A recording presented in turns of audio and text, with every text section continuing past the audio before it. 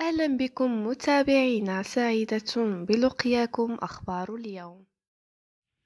أظهر مقطع فيديو على موقع تبادل الصور والفيديوهات انستغرام غرق مطار دبي بالكامل نتيجة سيول تضرب المنطقة منذ الساعات القليلة الماضية، حيث تبين اندفاع المياه بقوة على أرض مطار دبي.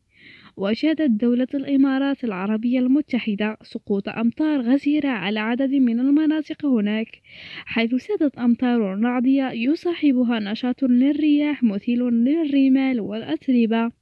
ووفقا لتوقعات المركز الوطني للأرصاد في الإمارات، فإن الرياح المصاحبة للرمال والأتربة إلى انخفاض في مستوى الرؤية الأفقية، مؤكدا أن الأمطار الغزيرة والمتوسطة تمركزت في أبو ظبي، وذلك على كل من مناطق سويحان والعين وناهل والخزنة وعدد من مدن الإمارة، مما تسبب في انخفاض درجات الحرارة.